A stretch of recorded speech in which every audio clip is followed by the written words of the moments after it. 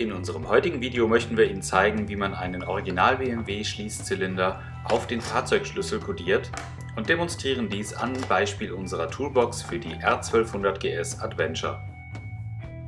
Zunächst müssen wir den Schließzylinder aus dem Schlossträger des Deckels entnehmen und entfernen als erstes den Schließbügel vom Zylinder. Um den Schließzylinder dann aus dem Träger herauszubekommen, müssen wir den Aufbauschutz herunterdrücken und den Schließzylinder mit leichtem Druck herausschubsen.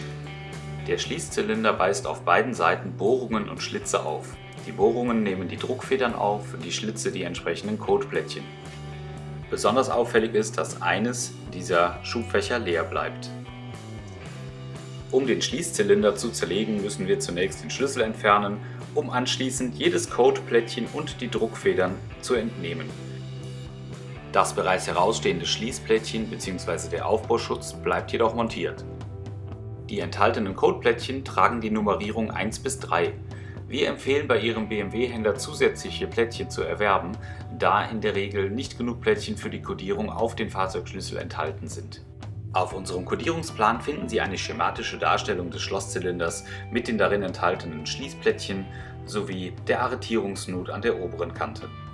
Am besten sortieren Sie die enthaltenen Plättchen in die dafür vorgesehenen Kreise 1 bis 3 sowie die Druckfedern. Wir empfehlen zur Kodierung auf Ihren Fahrzeugschlüssel mit dem Fach D zu beginnen. Führen Sie dazu zunächst eine Druckfeder in die dafür vorgesehene Bohrung ein und anschließend das Plättchen mit der Nummer 1 in den dafür vorgesehenen Schlitz.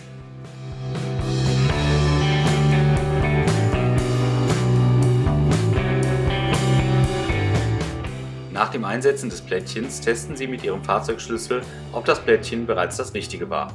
Dazu führen Sie den Schlüssel in das Schloss ein und schauen sich das Plättchen von der Seite an. In diesem Fall steht es noch zu weit heraus. Bitte entnehmen Sie den Fahrzeugschlüssel wieder sowie das Plättchen Nummer 1 und probieren nun Plättchen Nummer 2.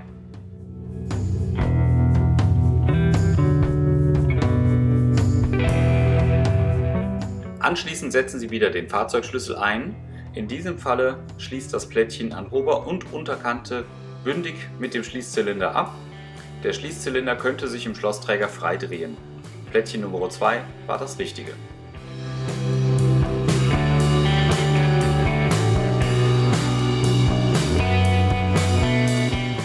Auf die gleiche Art und Weise verfahren Sie nun mit den verbliebenen Plättchen.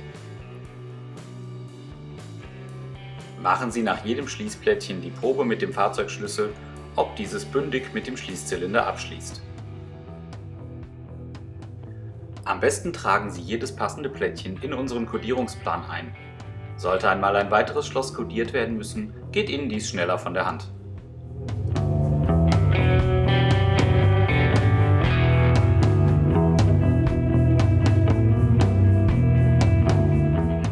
Achten Sie beim fertig kodierten Schließzylinder darauf, dass bei eingestecktem Schlüssel alle eingesetzten Plättchen bündig abschließen. Jetzt kann der Schließzylinder wieder in den Deckel der Box eingesetzt werden. Setzen Sie den Schließzylinder am Schlossträger an, halten ihn ein wenig auf Spannung und drücken mit einem dünnen, flachen Gegenstand das Schließplättchen herunter. Mit anschließendem Druck verschwindet der Schließzylinder im Träger des Deckels. Anschließend muss der Schließbügel wieder auf dem Schließzylinder montiert werden. Achten Sie auf die passende Nut. Zur vibrationsfesten Montage der Schraube kann eine leicht feste Schraubensicherung verwendet werden.